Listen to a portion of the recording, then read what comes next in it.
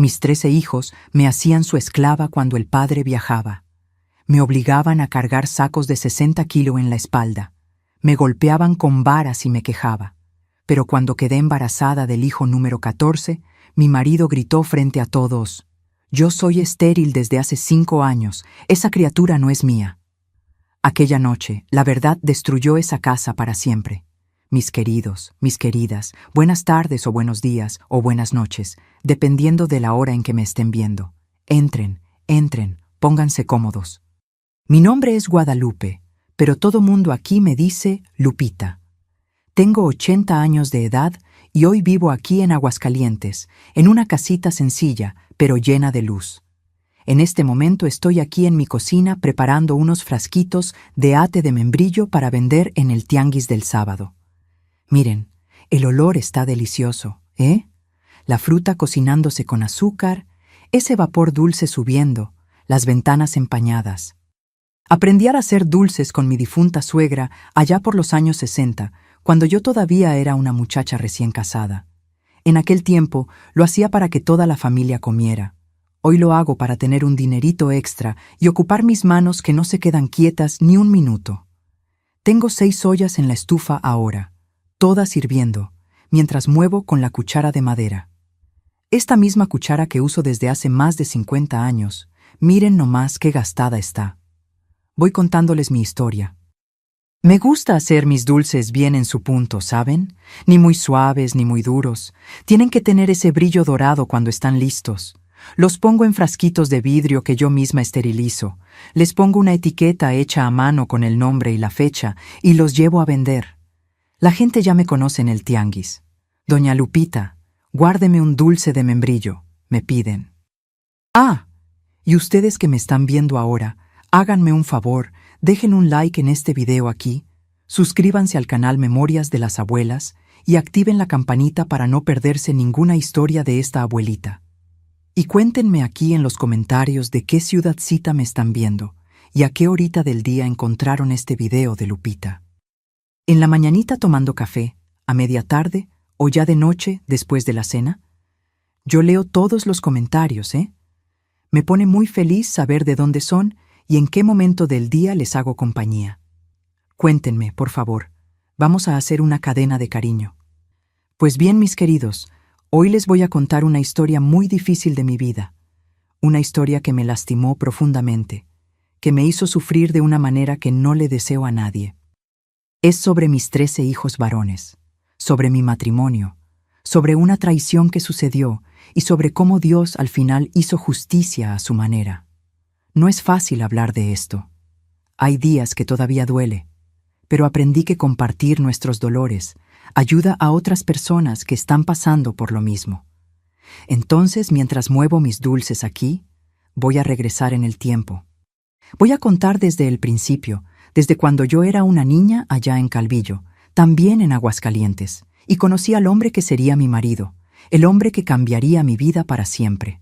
Preparen el corazón, porque esta historia es pesada, pero al final van a ver que hasta en las situaciones más oscuras siempre hay una luz, siempre hay un nuevo comienzo. Yo nací en 1945, justo después de la guerra, en una casita de adobe en Calvillo. Mi padre se llamaba Arnulfo. Era un hombre trabajador, carpintero de oficio. Hacía muebles por encargo, sillas, mesas, roperos. Mi madre, doña Esperanza, era costurera. Cosía para afuera, hacía vestidos para las mujeres del pueblo, ropita de bautizo, ajuares de boda. No teníamos mucho dinero, pero tampoco pasábamos hambre. Yo era la hija de en medio. Tenía 2 hermanos mayores, Octavio y Teresa, y 2 más chicos, Hortensia y Valentín. Nuestra casa era pequeña, solo 2 cuartos, pero mi madre la mantenía todo limpio, ordenado, con olor a jabón de pasta y lavanda. Recuerdo el ruido de la máquina de coser de mi mamá, ese tec-tec-tec todo el día, y el olor a madera que venía del taller de mi papá, que estaba en el fondo del patio. Dormíamos apretados, mis hermanas y yo en una cama, mis hermanos en otra, pero era bonito. En invierno nos amontonábamos debajo de los cobertores de retazos que mi mamá hacía con sobras de tela. En verano Dormíamos con la ventana abierta, oyendo el canto de los grillos y el viento en los mezquites. Mi infancia fue sencilla, pero feliz. Jugaba en la calle con los otros niños. Hacíamos muñecas de hojas de maíz, jugábamos a la cuerda, a las escondidas. Me encantaba subirme a los árboles, cosa que mi mamá odiaba. «Guadalupe, bájate de ahí, niña. Eso no es cosa de señorita», me gritaba. Pero yo me subía de todos modos, me raspaba las rodillas, rompía el vestido. Mi mamá me enseñó a coser desde chiquita. A los 7 años ya sabía hacer dobladillos, pegar botones. A los 10 ya bordaba. Ella decía: «La mujer tiene que saber hacer de todo en casa. Nunca se sabe cuándo va a necesitar». También me enseñó a cocinar. Hacía pan, hacía dulces, hacía conservas, las mismas que hago hasta hoy. Mi mamá era muy buena en lo que hacía. Mi papá era más callado, más cariñoso a su manera. Los domingos después de misa nos llevaba a comer tacos en la plaza. Era una fiesta. Comíamos tacos de carnitas, tomábamos agua de Jamaica, nos quedábamos corriendo por la plaza hasta que oscurecía. Eran tiempos buenos, mis queridos, pero me di cuenta todavía siendo niña que mi mamá sufría en silencio. Mi papá tomaba, ¿saben? No todos los días, pero los fines de semana. Cuando tomaba, se ponía bravo, gritaba, rompía cosas. Mi mamá aguantaba todo callada, limpiaba los pedazos, fingía que no había pasado nada. Yo veía en sus ojos la tristeza, pero ella nunca se quejaba. «Así es, Lupita. El hombre es hombre. Nosotras aguantamos porque es nuestro deber», me decía. Yo crecí viendo eso, viendo que la mujer tenía que aguantar, que quejarse no servía de nada, que nacíamos para servir y callarnos la boca. Eso se me metió en la cabeza desde chiquita, ¿entienden? Y eso más adelante me costó muy caro. Cuando tenía 12 años, conocí a Esteban. Era hijo del dueño de la tienda del pueblo, un muchacho alto, fuerte, de ojos claros. Él tenía 18 años en ese tiempo. Yo era solo una niña, pero él ya se fijaba en mí. Pasaba frente a mi casa, me saludaba, me sacaba plática. Mi mamá se ponía toda contenta. «Mira, Lupita, el hijo de don Gumersindo tiene el ojo puesto en ti. Él va a heredar la tienda, va a hacer un buen partido», decía. Yo, tonta, pensaba que eso era bonito, pensaba que era amor, pensaba que iba a ser como en las películas, que me iba a tratar como princesa. ¡Qué inocencia, Dios mío! ¡Qué inocencia! Cuando cumplí 15 años, mi mamá empezó a apretar. «Ya estás grandecita, Lupita. Ya es hora de conseguir marido. Esteban ya habló con tu papá. Quiere noviar contigo». Yo ni siquiera sabía bien qué era casarse, qué era tener una casa, tener hijos. Pero obedecí porque así tenía que ser. La mujer no escogía, la mujer aceptaba. Noviamos cuando tenía 16 años. Me casé a los 18. En aquel tiempo, en 1963, era así. La niña se casaba temprano, se volvía ama de casa, se volvía madre. Y yo me volví todo eso. Me volví esposa de Esteban. Y mi vida, que yo pensaba que iba a ser un cuento de hadas, se volvió una pesadilla que duró más de 20 años. Me casé con Esteban en marzo de 1963. La ceremonia fue sencilla en la iglesia del pueblo, con poca gente. Mi mamá hizo mi vestido, un vestido blanco sencillo con un encaje en la orilla. Yo estaba nerviosa, feliz, asustada, todo junto. Pensaba que iba a empezar mi vida de verdad, que iba a ser feliz. Fuimos a vivir a una casa que el papá de él nos regaló, una casa de bloc, más grande que la de mis padres, con 3 cuartos, sala, cocina. Me parecía un palacio a mí que había crecido en una casita apretada. Esteban se hizo cargo de la tienda del papá y yo me volví ama de casa. Limpiaba, cocinaba, lavaba, planchaba. Eso era lo que esperaban de mí. En los primeros meses quedé embarazada. En 1964 nació mi primer hijo, Juvenal. Fue un parto difícil, doloroso, pero cuando pusieron a ese bebito en mis brazos, lloré de felicidad. Yo era mamá, tenía 19 años y era mamá. Pero Esteban cambió después de que nació Juvenal. Se puso más frío, más distante, se quejaba de todo.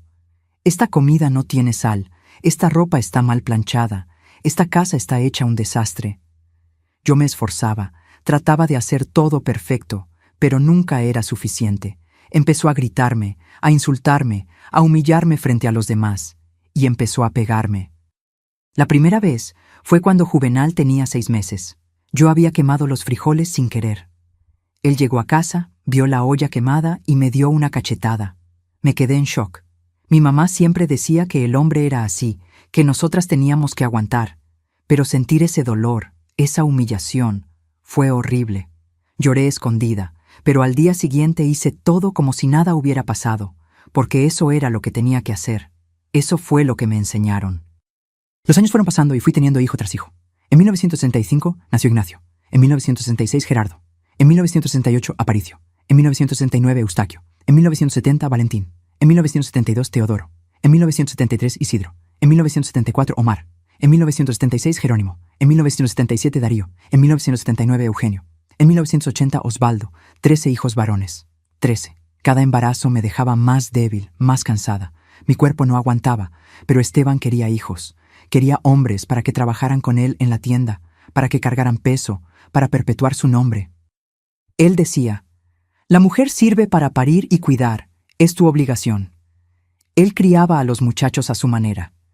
Desde chiquitos les enseñaba que la mujer era inferior, que yo era inferior. La mamá de ustedes es tonta, no sabe nada. Ustedes tienen que mandarle, les decía. Los muchachos crecieron oyendo eso. Crecieron pensando que estaba bien tratarme mal. Cuando Esteban empezó a viajar a Guadalajara para comprar mercancía para la tienda, viajes que duraban una semana, a veces 10 días, la situación empeoró mucho. Los muchachos más grandes, Juvenal, Ignacio, Gerardo, ya eran muchachos fuertes. Tenían entre 18 y 20 y tantos años cuando esto empezó, allá por principios de los años 80. Cuando el papá salía, ellos se volvían los dueños de la casa y me trataban como esclava. Mamá, agarra ese costal de maíz y llévalo al depósito, mandaba Juvenal. El costal pesaba 60 kilos, yo pesaba 50 y tantos. Hijo, no aguanto cargar eso, le decía. Aguantas, vieja floja. Agárralo ya, gritaba. Y yo lo agarraba. Ponía ese peso en mi espalda, mis huesos tronando, mis piernas temblando, y lo cargaba. Si me tardaba, se reían. Miren la vieja, ni para eso sirve bien. Me hacían lavar ropa de madrugada en el lavadero, ropa sucia de grasa, de lodo, de sudor, montones y montones de ropa. Mis manos sangraban de tanto tallar con el jabón. Si me quejaba, tiraban más ropa al piso. Lava todo otra vez que está apestando, decían. Me obligaban a cocinar 3, 4 ollas de comida por cada tiempo, porque comían como caballos. Y si la comida no estaba como ellos querían, tiraban el plato al piso. Limpia eso, inútil, mandaban. Y yo limpiaba de rodillas, llorando. Hubo una vez que Ignacio me mandó traer leña del monte, leña pesada, troncos gruesos. Regresé con los brazos raspados, llenos de astillas. Él miró y dijo, «Eso ni para prender la estufa sirve. Ve a traer más», le supliqué. «Hijo, por favor, estoy cansada». Agarró una vara de membrillo que estaba recargada en la pared y me pegó en la espalda. 3, 4 varazos. Grité de dolor. Mis otros hijos estaban en la sala, oyeron y no hicieron nada. Se rieron. Entré en una tristeza tan profunda, mis queridos. Ya no quería vivir. Me levantaba en la mañana y ya empezaba a llorar. No tenía fuerzas, no tenía alegría. Era solo un cuerpo vacío andando por la casa, sirviendo a esos hombres que yo había parido, que yo había criado y que me odiaban. Me sentía menos que nada, menos que un perro, porque un perro, al menos, recibe cariño. Yo no recibía nada, solo golpes, solo humillación, solo desprecio. Y lo peor es que no veía salida. ¿Para dónde iba a huir? No tenía dinero. No tenía estudios, no tenía familia que me acogiera. Mis papás ya habían muerto, mis hermanos estaban lejos. Estaba atrapada en esa casa, en esa vida, hasta que pasó algo que lo cambió todo. Fue un día de abril de 1985. Yo tenía 40 años. Esteban había viajado a Guadalajara otra vez. Los muchachos habían salido a trabajar a la tienda y al depósito. Yo estaba sola en casa, llorando en la cocina, cuando tocaron la puerta. Era un hombre que no conocía. Era vendedor de telas. Andaba de pueblo en pueblo vendiendo retazos, hilos, botones. Era delgado, moreno, como de 40 y tantos años, y tenía una sonrisa amable. «Buenos días, señora. ¿Quiere ver unas telas?», preguntó, quitándose el sombrero. Yo me sequé las lágrimas rápido y le dije que no tenía dinero. Él vio que yo estaba mal. «¿Está usted bien?», preguntó con una voz tan suave, tan preocupada, que me derrumbé. Le conté todo a ese extraño, todo. Esteban, los hijos, los maltratos, la soledad, la desesperación. Él me escuchó con paciencia, con respeto. Me llamaba Doña Guadalupe. Hacía años que nadie me llamaba por mi nombre con respeto. Para mi marido, yo era esa. Para mis hijos, la vieja. Me dio un vaso de agua, me dijo palabras de consuelo, me dijo que yo era fuerte, que merecía ser tratada con dignidad. Y yo, hambrienta de afecto, hambrienta de una mirada humana, me aferré a esas palabras como quien se agarra de una tabla en medio del mar. Él regresó al día siguiente y al otro. Platicábamos, solo platicábamos. Pero después de una semana, cuando él se iba del pueblo, hice algo que nunca imaginé que haría. Me acosté con él. No fue por deseo, fue por necesidad. Necesidad de sentirme gente, de sentirme viva, de sentirme mujer y no un animal de carga. Él me trató con cariño, con delicadeza. Me hizo sentir que yo importaba, aunque fuera solo por unas horas. Se fue al día siguiente y nunca más lo volví a ver. Ni sé cómo se llamaba. Pero ese encuentro dejó una marca. 2 meses después, me di cuenta de que estaba embarazada. Cuando descubrí que estaba embarazada, entré en pánico. Tenía 40 años, había tenido 13 hijos y pensaba que ya no iba a embarazarme más. Mi cuerpo estaba cansado, acabado, pero ahí estaba yo, embarazada otra vez. Y esta vez no era de mi marido. Traté de esconderlo. Usé ropa más holgada, fajas apretadas en la panza. Pero a los 3 meses la panza empezó a crecer de una manera que ya no se podía disimular. Fue Juvenal quien se dio cuenta primero. «Mamá, ¿está gorda o está embarazada?», preguntó riéndose frente a los hermanos. Me puse roja, no sabía qué responder. «Miren, la vieja está embarazada. El papá todavía puede», gritó Ignacio. Hicieron una fiesta. Aplaudieron, se rieron, celebraron. «Otro soldado para la tropa», dijo Gerardo. Se pusieron felices porque pensaban que era otro hermano para mandarle, otro hombre para trabajar en la tienda, otro para perpetuar el apellido del papá. No tenían idea de la bomba que venía. Yo temblaba cada vez que pensaba en que Esteban se enterara, porque yo sabía algo que nadie más sabía. Sabía que esa criatura no podía ser de él. No porque yo tuviera certeza de quién era el papá. Sabía que era del vendedor de telas, pero porque algunos años antes Esteban me había contado un secreto que él guardaba con vergüenza, con miedo de perder la fama de macho que tenía en el pueblo. Fue en 1980, 5 años antes de que yo quedara embarazada. Esteban estaba acomodando unos cajones pesados en el depósito de la tienda cuando un caballo se asustó y le dio una patada violenta, justo en la entrepierna. Cayó al piso, gimiendo de dolor. Se puso morado, casi se desmaya. Lo llevaron al hospital del pueblo. Estuvo internado 3 días. Cuando volvió, estaba callado, sombrío. Le pregunté qué había dicho el doctor, pero no quiso hablar. Pasó semanas extraño, cerrado, hasta que una noche, después de tomar, me contó. «El doctor dijo que ya no voy a poder tener hijos. La patada me arruinó todo ahí abajo. Me sequé, Guadalupe, pero eso se queda entre nosotros, ¿oyó? Nadie puede saber. Nadie. No voy a perder mi respeto en el pueblo por esto», dijo con la voz quebrada de vergüenza y rabia. Juré que no le diría a nadie, y no dije, ni a mis hijos, ni a nadie. Guardé ese secreto como él me mandó. Pero ahora, 5 años después, yo estaba embarazada, y Esteban iba a entender de inmediato que esa criatura no era suya, porque él sabía que era imposible. Él estaba viajando cuando mis hijos descubrieron mi embarazo, pero cuando regresó, en agosto de 1985, la noticia ya se había regado. Los vecinos comentaban: «Doña Guadalupe está esperando otro hijo de don Esteban, a los 40 años. ¡Qué hombre tan potente!». La gente venía a felicitarlo y mis hijos estaban orgullosos del papá. Recuerdo el día que llegó. Era una tarde de sábado. Estacionó la camioneta frente a la casa, entró por la puerta de la cocina con la maleta de viaje en el hombro. Yo estaba ahí pelando papas para la cena, con 6 meses de panza ya, bien visible. Mis 13 hijos estaban en la sala platicando fuerte, haciendo ruido. Cuando oyeron que llegó el papá, corrieron a la cocina. «Papá, ¿vio? La mamá está embarazada otra vez. Usted es el mero mero», dijo Juvenal, dándole palmadas en la espalda al papá. Los otros se rieron, estuvieron de acuerdo. «40 años y todavía haciendo hijos. Usted es un semental», dijo Gerardo. Miré la cara de Esteban y vi el cambio. Miró mi panza, se puso pálido, blanco como la cera.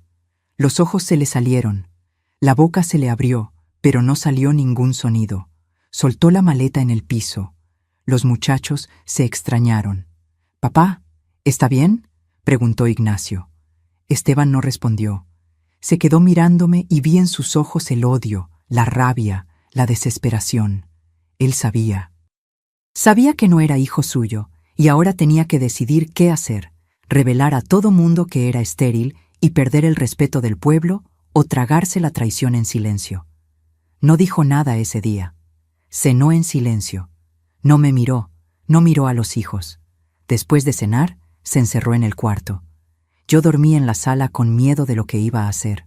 En los días siguientes, se puso extraño, frío, distante, pero sin explotar. Yo pensaba que me iba a matar, que me iba a golpear, pero no hizo nada. Solo me miraba con odio, un odio silencioso, profundo, aterrador. Me di cuenta de que estaba planeando algo, que estaba conteniendo la rabia, esperando el momento correcto para actuar. Y yo sabía que cuando actuara iba a ser terrible. Vivía en pánico constante. Mi corazón se disparaba cada vez que se acercaba. No podía comer bien, no podía dormir. Mi panza crecía, pero yo estaba cada vez más débil, más delgada, más enferma de tanto miedo. Mis hijos no se daban cuenta de nada. Seguían tratándome mal, haciéndome su esclava. Y ahora, con la panza grande, no podía cargar peso, no podía trabajar como ellos querían. Se quejaban, me insultaban. «Estás usando esa panza de pretexto para no trabajar, floja», decía Teodoro. Hubo un día que Isidro me mandó lavar todo el patio con cubeta y escoba. Yo estaba de 7 meses. Casi no podía agacharme. Le supliqué: «Hijo, no aguanto, por favor». Escupió en el piso, cerca de mi pie. «Lava ya, si no te vas a arrepentir», dijo. Lavé. Me quedé de rodillas, enjabonando el piso, con la panza pesando, la espalda doliendo. Cada movimiento era una agonía. Mis piernas temblaban. Mi columna parecía que se iba a quebrar. El jabón entraba en las heridas de mis manos, ardía como fuego. Y las lágrimas caían en el agua con jabón, mezclándose con mi sudor, con mi dolor. Cuando terminé, ya era de noche. Casi no podía levantarme. Me quedé apoyada en la pared, respirando con dificultad, sintiendo la panza endurecerse. Entré a la casa arrastrándome. Nadie había preparado cena. Nadie se había preocupado por mí. Estaban todos en la sala viendo televisión, riéndose como si nada hubiera pasado. Esa noche sentí las primeras contracciones. Contracciones fuertes, dolorosas. Pensé que iba a perder al bebé. Empecé a sangrar un poco. Estuve en reposo 3 días sola en el cuarto porque a nadie le importó. Nadie preguntó si estaba bien. A nadie le importó. Rezaba todas las noches. Le pedía a Dios que me diera fuerzas. Le pedía a Dios que protegiera a esa criatura inocente que estaba en mi vientre. Le pedía a Dios que me mostrara una salida de esa situación. Pero la respuesta no llegaba. El silencio de Dios era ensordecedor. En las semanas que siguieron, Esteban se puso todavía más extraño. Pasaba horas encerrado en el cuarto. Lo oía hablando solo, murmurando cosas que no entendía. Dejó de comer bien, adelgazó, los ojos se le hundieron, con ojeras oscuras, parecía un fantasma andando por la casa. Una noche, me desperté y lo vi parado en la puerta de mi cuarto, solo mirándome en la oscuridad. Me quedé paralizada de miedo. Se quedó ahí parado por minutos que parecieron horas. Después se volteó y se fue sin decir nada. No pude volver a dormir esa noche. Mis hijos empezaron a notar que algo andaba mal con el papá, pero no sabían qué. ¿El papá está enfermo?, se preguntaban entre ellos, pero a nadie le preocupaba lo suficiente como para hacer algo. Y Esteban seguía callado, esperando el momento correcto para explotar. El embarazo llegó a los 9 meses en enero de 1986. Yo estaba enorme, hinchada, exhausta. Cada movimiento era un esfuerzo. Mis pies ya no cabían en los zapatos. La espalda me dolía tanto que casi no podía estar de pie, pero seguía trabajando porque mis hijos no me dejaban parar. Esteban seguía callado. Me miraba con ese odio en los ojos, pero no hablaba nada. Yo sabía que estaba esperando a que naciera el bebé. Sabía que cuando naciera algo terrible iba a pasar. Lo sentía en el aire, como cuando se siente que va a caer la tormenta. Una noche de enero, yo estaba en la cocina preparando la cena. Eran casi las 8 de la noche. Había hecho arroz, frijoles, carne molida, todo como a ellos les gustaba. Puse todo en la mesa grande de la sala. Mis 13 hijos se sentaron y Esteban se sentó en la cabecera. Les serví a todos, uno por uno, llenando los platos. Cuando todos estaban servidos, me senté en la otra punta de la mesa, lejos de Esteban. Agarré mi plato chico con un poco de arroz y frijoles. No tenía hambre. Mi estómago estaba apretado por la panza y la ansiedad no me dejaba comer. De repente, Esteban se levantó. Empujó la silla con tanta fuerza que se cayó para atrás con un estruendo. Todos dejaron de comer y lo miraron. Yo me congelé. Fue hasta la puerta de la sala y le echó llave. La cerró con seguro. Mi corazón se disparó. «Esteban, ¿qué estás haciendo?», pregunté con la voz temblorosa. No respondió. Fue hasta el trinchador y agarró el cuchillo de carne, ese cuchillo grande que usábamos para cortar la carne asada. Se quedó parado en medio de la sala, agarrando el cuchillo, mirándome con ese odio que yo veía desde hacía meses. «Papá, ¿qué pasó?», preguntó Juvenal confundido. Los otros hijos también se quedaron sin entender. Aparicio soltó el tenedor. Teodoro se levantó de la silla. Todos se quedaron mirando al papá, esperando una explicación. Esteban apuntó el cuchillo hacia mí y gritó con una voz que nunca había escuchado antes. Una voz ronca, llena de odio y desesperación. «Son un montón de burros. ¿De qué se ríen? ¿Creen que ese hijo es mío?». La sala se quedó en silencio. Un silencio pesado, sofocante. Los muchachos se miraron entre ellos sin entender. «Claro que es suyo, papá. Es otro hermano nuestro», dijo Ignacio confundido. Esteban dio un puñetazo en la mesa con tanta fuerza que los platos brincaron. Algunos vasos se cayeron derramando agua. «No es mío. Soy estéril desde hace 5 años. Un caballo me dejó estéril. No puedo tener hijos». La bomba explotó. Mis hijos se quedaron en shock. Gerardo se quedó con la boca abierta.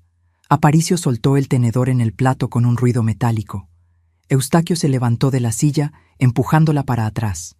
Miraron al papá, luego a mí, luego al papá otra vez. «¿Qué? ¿Cómo que estéril?», preguntó Juvenal incrédulo, la voz saliendo casi en un susurro. «Soy estéril. Desde 1980 el doctor me dijo que nunca más iba a tener hijos. Y esa desgraciada está embarazada. Entonces díganme, ¿de quién es ese hijo?», gritó, la voz haciendo eco en las paredes. Todos los ojos se volvieron hacia mí. 13 pares de ojos llenos de rabia, de confusión, de odio. Y Esteban, con el cuchillo en la mano, viniendo en mi dirección, los pasos pesados en el piso de cemento. «Di quién fue el desgraciado», gritó.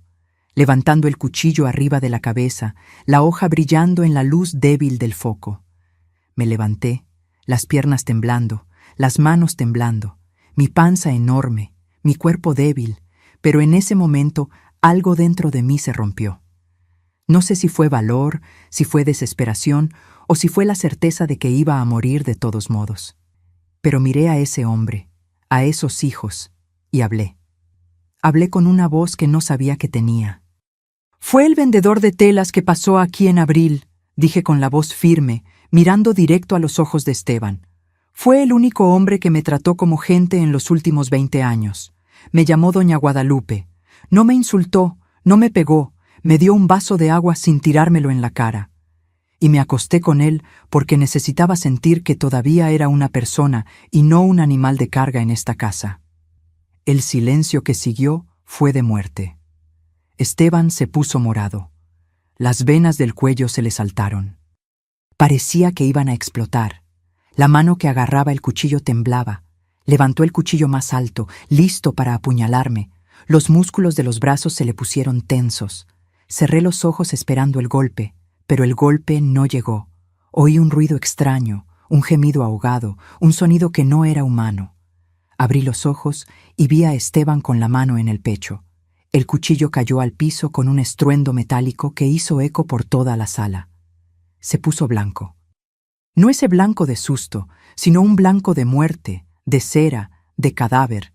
Intentó hablar, pero solo salió un sonido ahogado, un gargareo horrible. Tambaleó, dio 2 pasos para atrás, se llevó las 2 manos al pecho, apretando, como si quisiera arrancar el corazón. Y cayó. Cayó de cara en el plato de comida. El cuerpo le dio un espasmo violento, después otro más débil. Después se quedó completamente inmóvil. El arroz y los frijoles se le pegaron en la cara, mezclados con un hilo de saliva que le escurría de la boca abierta. Mis hijos gritaron. Juvenal corrió hacia el papá, tirando su propia silla en el camino. Volteó el cuerpo del papá boca arriba, con dificultad, porque Esteban era un hombre grande. Los ojos de Esteban estaban abiertos, parados, vidriosos mirando el techo, sin ver nada. La boca estaba abierta, congelada en un último grito silencioso, con un hilo de baba escurriendo por la barbilla. «¡Papá! ¡Papá!», gritaba Juvenal, sacudiéndolo, golpeándole la cara, tratando de hacerlo despertar. Pero Esteban no respondía, no parpadeaba, no respiraba. Estaba muerto, infarto fulminante. La rabia, la vergüenza, el secreto revelado frente a los hijos, la traición. El corazón no aguantó, explotó por dentro. La sala se volvió un caos. Mis hijos lloraban, gritaban, corrían de un lado para otro, sin saber qué hacer. Algunos trataban de reanimar al papá, presionando el pecho. Otros gritaban por ayuda. Valentín corrió a la casa de la vecina. La vecina vino, vio la escena y llamó al doctor. El doctor llegó media hora después, examinó el cuerpo, confirmó lo que todos ya sabían. Muerte por infarto agudo al miocardio. Murió al instante. No había nada que se pudiera hacer. Se llevaron el cuerpo de Esteban para prepararlo para el velorio, y yo me quedé ahí parada en medio de esa sala con mi panza de 9 meses, mirando a esos 13 hombres que yo había parido y que ahora me miraban como si yo fuera un monstruo, un demonio que había destruido su familia. «Tú mataste a nuestro papá», dijo Juvenal, con la voz llena de odio, apuntándome con el dedo. «Eres una asesina, una puta. Nos avergonzaste. Avergonzaste el nombre de esta familia. Todo mundo va a saber. Todo el pueblo va a saber que traicionaste a nuestro papá». No me golpearon esa noche. Creo que estaban demasiado en shock. Pero yo sabía que no podía quedarme ahí. Sabía que si me quedaba, me iban a matar. Tal vez no esa noche, pero pronto, tal vez al día siguiente o a la semana siguiente. Pero lo iban a hacer. Esa misma noche, mientras ellos velaban el cuerpo del papá en la sala, prepararon el cuerpo ahí mismo, le pusieron flores alrededor, prendieron veladoras. Yo hice un bulto con algo de ropa. Agarré un vestido, una falda, 2 blusas, un cambio de ropa interior. Agarré el poco dinero que tenía escondido en una lata de galletas al fondo del ropero. No era mucho, pero era todo lo que tenía. Y salí de esa casa, embarazada de 9 meses, sola, en medio de la madrugada, con un bulto en la espalda y el miedo en el pecho. Caminé por las calles vacías de Calvillo hasta la terminal de autobuses. Eran casi las 3 de la mañana. El pueblo dormía. Solo los perros me acompañaban, ladrando de lejos. Llegué a la terminal, me senté en una banca y esperé. Esperé el primer autobús que saliera de ahí. No importaba para dónde, solo necesitaba irme. El primer autobús era para Aguascalientes. Salía a las 5 de la mañana. Compré el boleto con el dinero que tenía y cuando llegó el autobús me subí y nunca más regresé. Llegué a Aguascalientes de madrugada, con un frío de a madres. Era invierno, enero, y yo solo traía un suéter delgado y un bulto de ropa. Me bajé del autobús en la terminal con la panza enorme, las piernas hinchadas, sin saber para dónde ir. No conocía a nadie en esa ciudad. No tenía familia, no tenía amigos, no tenía casa. La terminal era pequeña, con pocas bancas de madera y una cafetería cerrada. Estaba vacía. Solo estaba yo y un empleado de limpieza, un señor mayor que barría el piso. El frío entraba por las puertas abiertas, me cortaba hasta los huesos. Me senté en una banca de la terminal y lloré. Lloré de miedo, de cansancio, de desesperación. Había huido del infierno, pero no sabía si iba a sobrevivir. Estaba embarazada de 9 meses, sola, sin dinero, sin nada. El bebé se movía dentro de mí, pateaba mis costillas y me sentía culpable. ¿Qué te hice, mi criatura? ¿Qué futuro te puedo dar? Pensaba con las manos en la panza. Fue ahí que una mujer se me acercó. Había llegado en un autobús que venía de otra ciudad. Traía una bolsa de compras en las manos. Era más grande. Debía tener unos 60 años. Bajita, gordita, con un rebozo en los hombros y una mirada dulce. Tenía canas recogidas en un chongo, arrugas alrededor de los ojos que mostraban que sonreía mucho. Se sentó a mi lado despacio y preguntó con voz amable: «Hija, ¿estás bien? ¿Necesitas ayuda?» Miré hacia ella y algo en su manera me hizo confiar. Tal vez era el cansancio, tal vez era la desesperación, tal vez era la bondad que veía en sus ojos. Le conté todo. Le conté que había huido de casa, que estaba embarazada, que no tenía para dónde ir. Las palabras salían atropelladas entre sollozos. Me escuchó con paciencia, sin juzgarme, sin interrumpirme. Solo movía la cabeza de vez en cuando con compasión. «Me llamo Olivia», dijo cuando terminé de hablar. «Vivo aquí cerca, en una casa sencilla. Tengo un cuartito en el fondo que ya no uso. Era de mi esposo, que Dios lo tenga. Lo usaba para guardar herramientas, pero ya hace años que falleció. Limpié el cuarto, le puse una cama vieja. Si quieres, te puedes quedar ahí hasta que nazca el bebé. Después vemos qué hacemos. No te puedo prometer lujos, pero te puedo prometer un techo y comida caliente». No podía creer la bondad de esa mujer. Después de tanto tiempo siendo tratada como basura, alguien me estaba extendiendo la mano sin pedir nada a cambio. Le agradecí, llorando todavía más, esta vez de alivio y gratitud. Me ayudó a levantarme, agarró mi bulto y fuimos caminando despacio hasta su casa. La casa de doña Olivia quedaba como a 10 cuadras de la terminal. Era humilde, de adobe pintado de blanco, con un portoncito verde que rechinaba cuando lo abrió.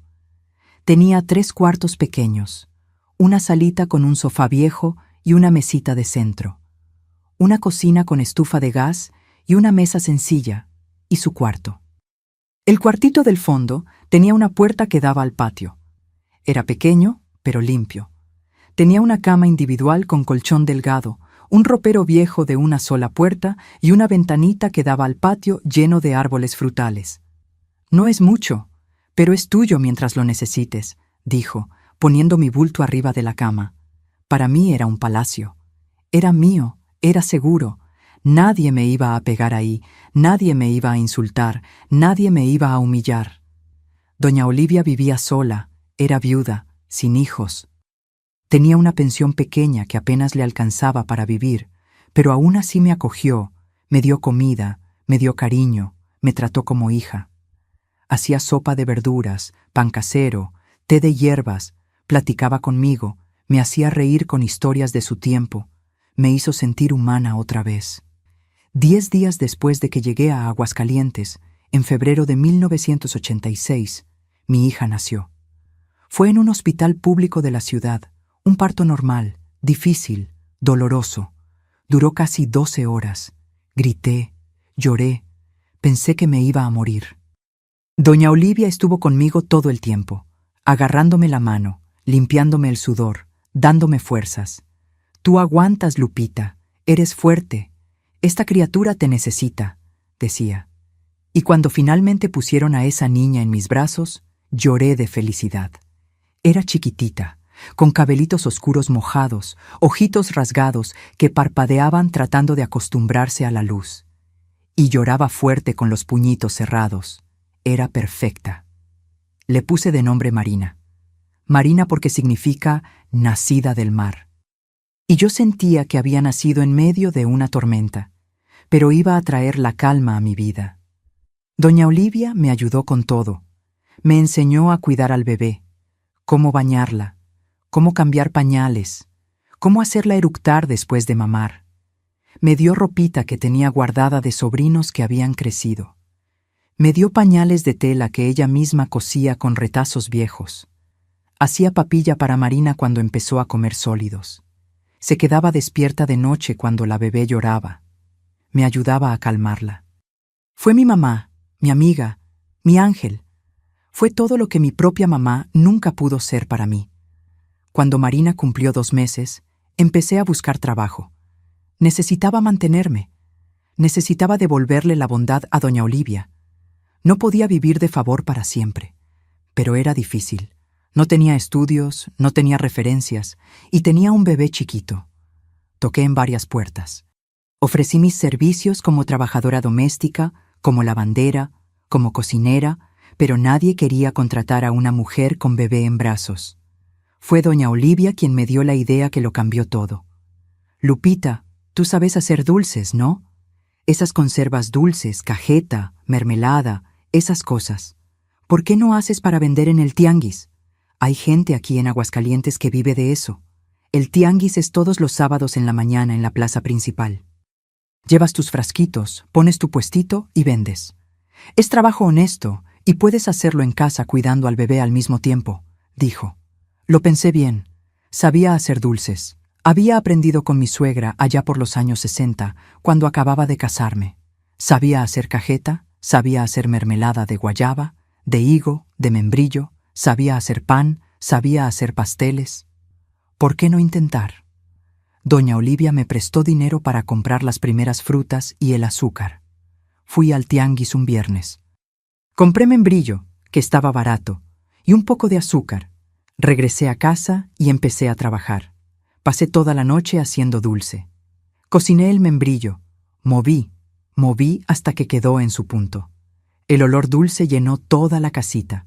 Doña Olivia me dio frasquitos de vidrio que tenía guardados, frascos de mermelada comprada que había lavado y guardado. Llené 6 frasquitos, los tapé, los dejé enfriar. Por la mañana hice etiquetas a mano con papel y pluma, escribiendo «Dulce de membrillo, Doña Lupita» en cada una. El primer sábado cargué mis 6 frasquitos en una caja de cartón y me fui al tianguis. Doña Olivia se quedó con Marina. Llegué a la plaza temprano, a las 6 de la mañana. El tianguis se estaba montando. Había puestos de verdura, de fruta, de queso, de pan. Encontré un rinconcito vacío. Extendí un trapo viejo en el piso y puse mis 6 frasquitos encima. Me dio vergüenza al principio. Pensé que nadie iba a comprar, pero poco a poco la gente empezó a pasar, a mirar, a preguntar. «¿A cómo está el dulce, señora?», preguntó una señora. Cobré barato, casi nada. «Voy a llevar 2», dijo. 1 hora después, había vendido los 6 frasquitos. No lo podía creer. Me puse tan feliz que lloré ahí mismo en medio del tianguis. Con ese dinero le pagué las frutas y el azúcar que doña Olivia me había prestado. Sobró un poquito para ayudar con la comida de la casa y todavía compré más frutas para hacer más dulce la semana siguiente. Fui aumentando poco a poco. La segunda semana llevé 10 frasquitos. Vendí todos. La tercera llevé 15. Vendí todos. Empecé a hacer cajeta también, que tenía buena salida. Compraba leche barata, la cocinaba horas y horas, moviendo sin parar hasta que quedaba cremosa y dorada. A la gente le encantaba. En 3 meses ya estaba haciendo 20 frasquitos por semana. En 6 meses, 30. En un año, 50. El dinero era poco, pero alcanzaba para ayudar a doña Olivia con los gastos de la casa, la luz, el agua, el gas, y comprar leche y pañales para Marina. Me sentía útil otra vez. Me sentía gente. Doña Olivia cuidaba al bebé mientras yo trabajaba. Adoraba a Marina. La llamaba nieta del corazón. Le cantaba canciones de cuna para que se durmiera. Hacía juguetitos de trapo. Platicaba con ella aunque Marina todavía era muy chiquita para entender. Y Marina crecía saludable, gordita, feliz. Era una niña alegre, que le sonreía a todo mundo, que nunca lloraba sin motivo. Era el opuesto completo de mis 13 hijos varones, que habían sido criados en la rabia y en el odio. Los años fueron pasando. Seguí viviendo con doña Olivia, vendiendo dulces en el tianguis todos los sábados, criando a mi hija con todo el amor que tenía en el corazón.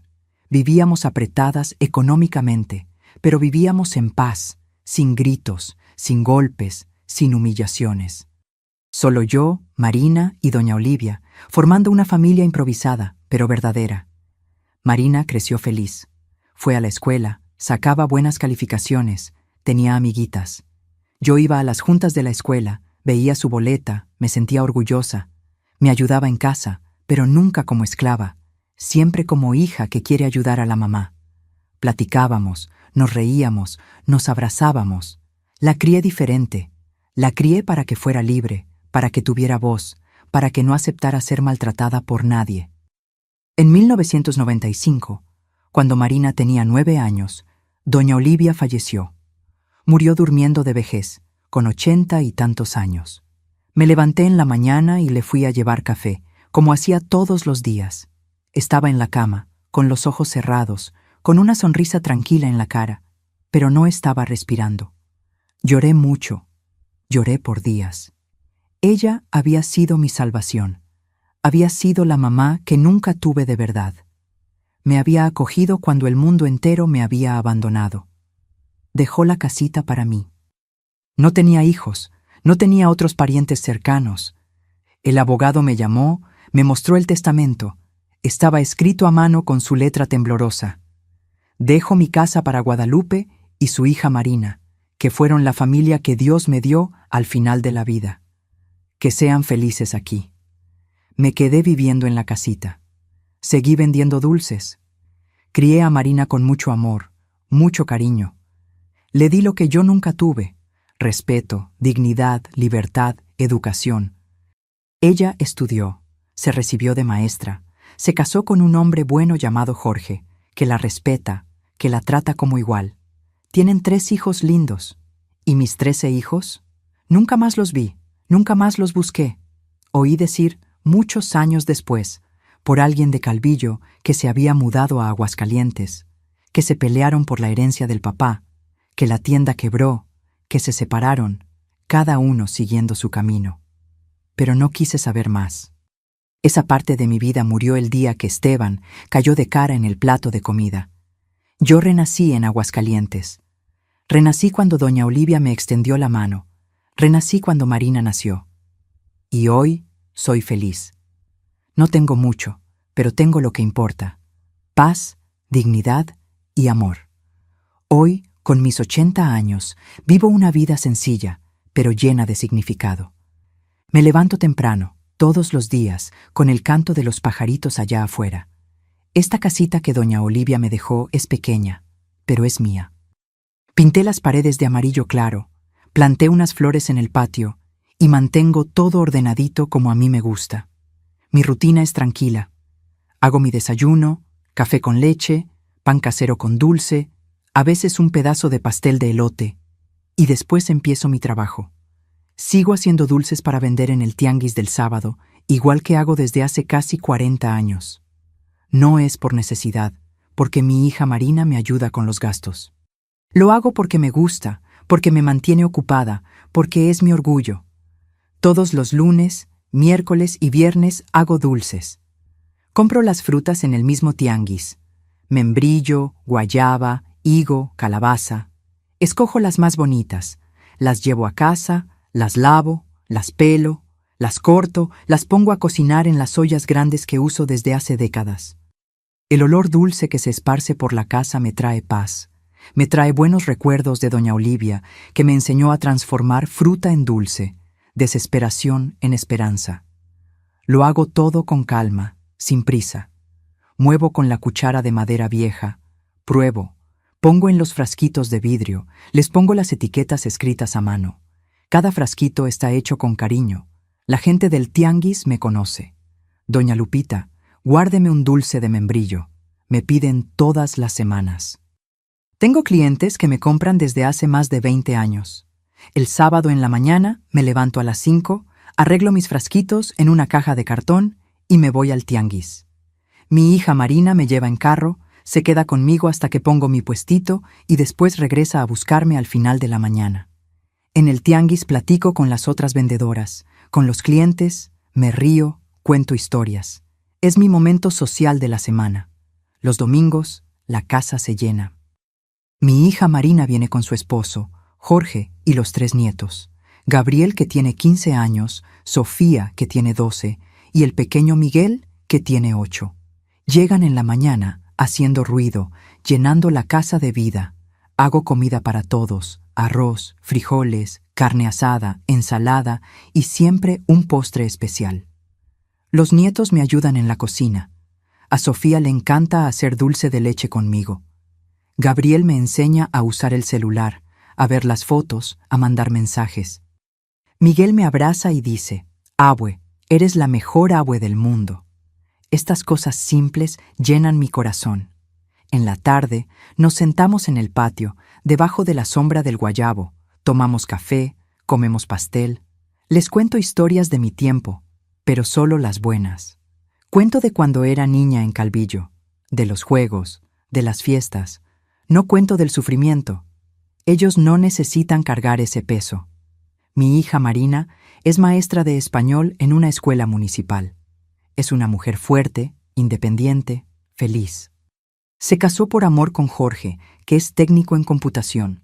Un hombre bueno, trabajador, que la respeta.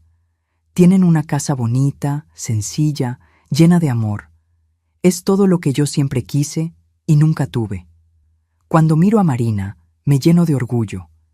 Ella no sufrió lo que yo sufrí. No fue criada para servir, para callarse la boca, para aguantar.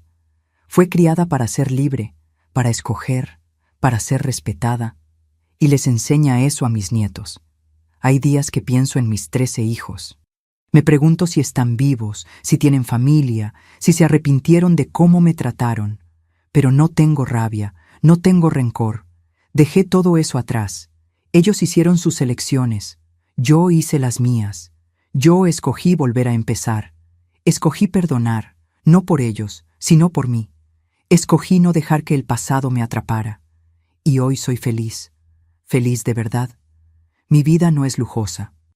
No tengo carro, no tengo televisión de última generación, no viajo a lugares exóticos, pero tengo una casa calientita, tengo comida en la mesa, tengo a mi hija y mis nietos que me aman, tengo mi salud que todavía es buena para la edad, tengo mis manos que todavía pueden hacer dulces, y tengo mi paz, esa paz que me tomó 40 años conquistar. Todas las noches antes de dormir agradezco. Agradezco por haber salido viva de ese infierno. Agradezco por doña Olivia, que me salvó. Agradezco por Marina, que me dio una razón para seguir. Agradezco porque Dios no me abandonó, aunque pensé que me había olvidado. Y duermo tranquila, sabiendo que, a pesar de todo, gané. Si llegaron hasta aquí, hasta el final de mi historia, quiero dejarles unas palabras importantes. Palabras que salen del fondo de mi corazón y de mi experiencia de vida.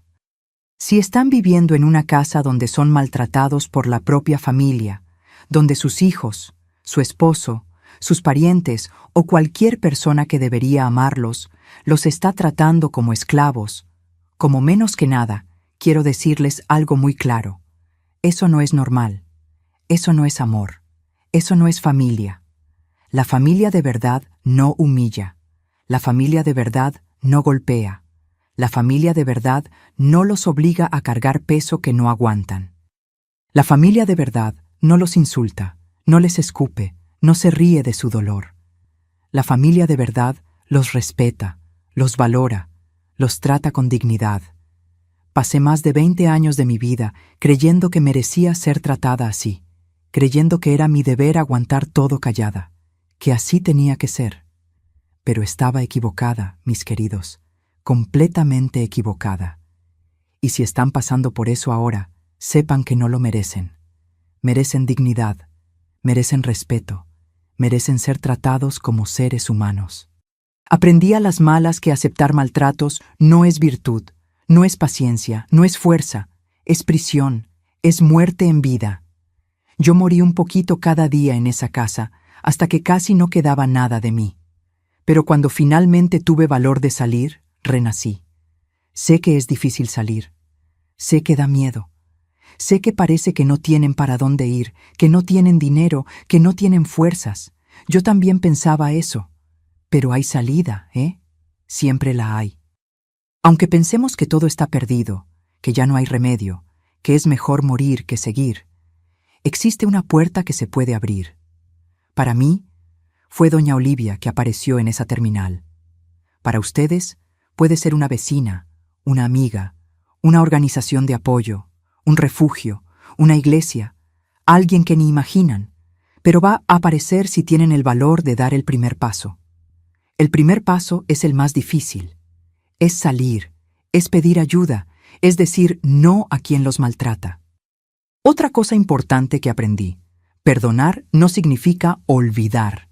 Perdonar no significa volver con quien los lastimó. Perdonar no significa aceptar lo que les hicieron.